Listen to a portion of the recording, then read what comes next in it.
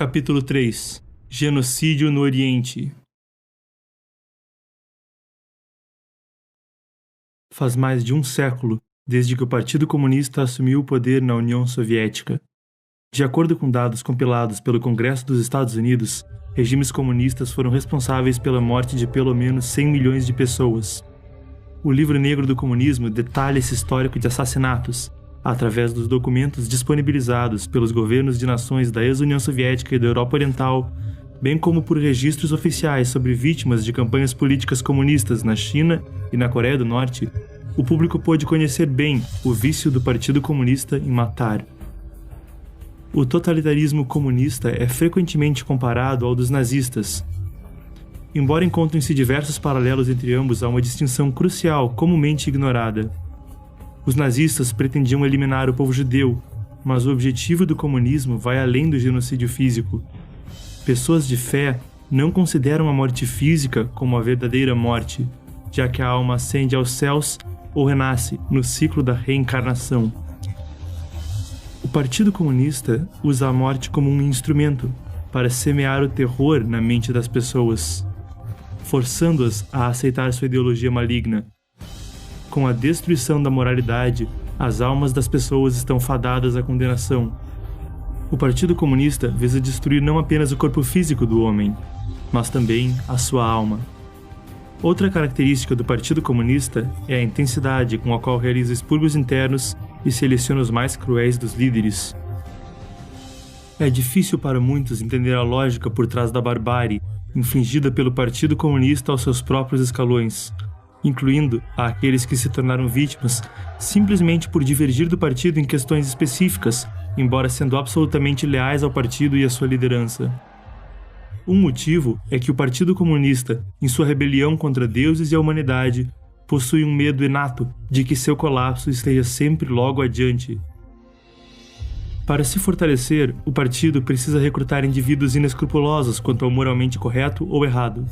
Esses indivíduos são identificados no processo do assassinato em massa, e sua ascensão a posições de liderança possibilita ao espectro do comunismo garantir a perpetuação de sua tirania terrena.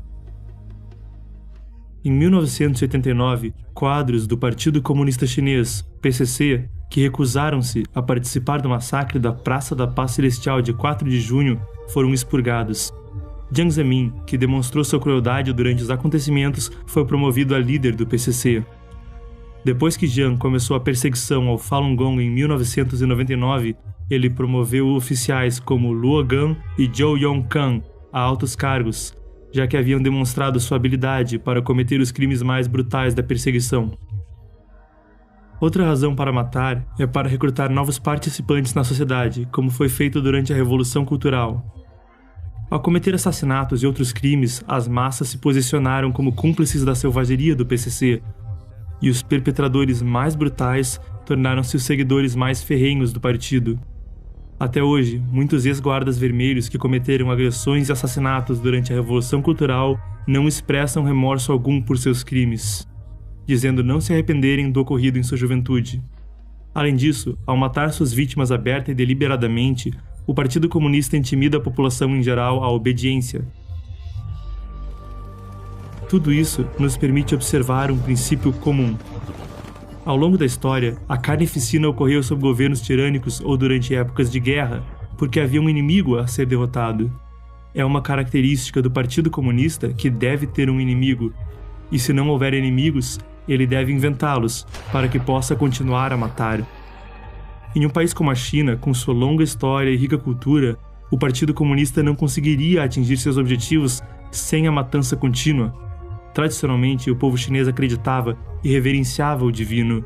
Imerso em uma herança cultural de 5.000 anos, o povo chinês, de outra forma, não toleraria a existência do bárbaro e blasfemo Partido Comunista. O único meio do PCC de manter seu governo, conforme aprendeu no experimento soviético, é o uso da carnificina em massa. 1. O alicerce violento da autoridade comunista. Sendo a personificação de um espectro maligno, o ponto de partida do comunismo não poderia ser outra coisa senão desonroso. Depois que Karl Marx proclamou que um espectro está assombrando a Europa, o espectro do comunismo, bandidos e vândalos estabeleceram a Comuna de Paris, devastando a capital francesa e a sua incomparável cultura e suas obras de arte. Na Rússia e na China, o Partido Comunista da União Soviética, PCUS, e o PCC tomaram o poder através de atos desprezíveis de conspiração e derramamento de sangue. Parte A. A ascensão dos comunistas soviéticos. Em fevereiro de 1917, a escassez de alimentos e as condições de trabalho decadentes levaram os trabalhadores industriais russos à greve. Enquanto a turbulência se espalhava pelo país, o czar Nicolau II abdicou do trono e o governo provisório russo foi estabelecido. Ao saber desses eventos, Vladimir Lenin imediatamente retornou à Rússia do exílio na Suíça. Na época, a Primeira Guerra Mundial estava em curso. Os países entre a Rússia e a Suíça eram todos hostis. No final de 2007, a revista alemã Der Spiegel revelou um segredo de 90 anos. O Kaiser Guilherme II, que considerava a Rússia uma grande ameaça, percebeu que Lenin poderia trazer desastres para a Rússia. Então ele permitiu que Lenin viajasse pela Alemanha até a Suécia e depois a Finlândia, até eventualmente voltar para a Rússia. Guilherme II também forneceu dinheiro e munições para Lenin. Ao final de 1917, Lenin havia recebido 26 milhões de marcos da Alemanha. Winston Churchill disse sobre o papel da Alemanha no retorno de Lenin. Eles usaram a arma mais letal contra a Rússia. Eles enviaram Lenin de volta em um caminhão hermeticamente fechado, como se enviassem um tipo de vírus ou peste para a Rússia. Lenin deu um golpe em 7 de novembro de 1917, ou 25 de outubro, pelo calendário juliano tradicional. Com a Revolução de Outubro, Lenin derrubou o governo provisório e estabeleceu o primeiro regime comunista do mundo. Mas na eleição democrática para a Assembleia Constituinte Russa, o Partido dos Revolucionários Socialistas, PRS, ganhou a maioria dos votos nacionais, vencendo o Partido Bolchevique de Lenin, que controlava a administração governamental. De um eleitorado de 44,4 milhões de pessoas, 40% votaram no PRS, com os bolcheviques perdendo por uma margem de 20%. Após esse revés, na reunião da Assembleia Constituinte Russa de 5 de janeiro de 1918, Lenin descartou suas promessas e declarou a Assembleia Constituinte um inimigo do povo. Tendo se preparado com antecedência para promulgar a lei marcial no dia da reunião da Assembleia na capital russa de Petrogrado, os bolcheviques mobilizaram tropas e encerraram à força a Assembleia Constituinte, destruindo o processo democrático na Rússia. A Revolução de Outubro e a subsequente tomada leninista foram a origem de todos os movimentos comunistas violentos mundo afora no século XX. Deflagraram a ascensão internacional do comunismo e as incontáveis catástrofes que se seguiram. Parte B. O Partido Comunista Chinês assume o poder. Depois de 1917, quando a União Soviética acabava de se estabelecer, ela exportou a revolução para a China, aproveitando-se do fato de que a República da China havia adentrado a Terceira Internacional Comunista, ou Comintern. Os bolcheviques enviaram Grigori Voitinsky para a China para estabelecer uma organização comunista local.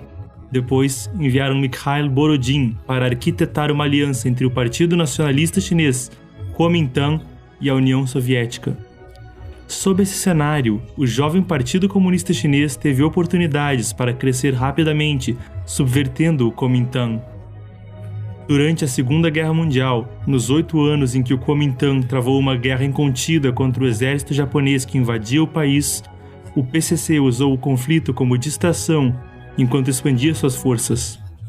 Quando os japoneses invadiram a China, o Exército Vermelho estava à beira da derrota, mas no momento da vitória chinesa, as forças comunistas reuniam 1,32 milhões de soldados e mais uma milícia de 2,6 milhões de homens. Após a rendição do Japão, o PCC usou a distração das negociações de paz com o Kuomintang para secretamente expandir ainda mais as suas forças. Enquanto isso, os esforços diplomáticos do PCC levaram os Estados Unidos e a União Soviética a abandonarem suas políticas de apoio aos nacionalistas. E em 1949, o PCC finalmente derrotou as forças do governo do Kuomintang, fundando o mais cruel regime comunista totalitário da Terra. Nesse apogeu da história do movimento comunista mundial, ele controlava 1/3 da humanidade e da área terrestre do mundo, pois incluía a Rússia e a China, as maiores nações do mundo em tamanho e população. Governos comunistas estenderam-se por imensas vastidões da Europa e da Ásia, e muitos países na África, na América do Sul e no Sudeste Asiático tornaram-se veículos ou aliados do Partido Comunista da União Soviética ou do Partido Comunista Chinês. Milhões de pessoas sacrificaram suas vidas nos campos de batalha da Segunda Guerra Mundial, mas o inesperado resultado foi a rápida expansão do comunismo totalitário.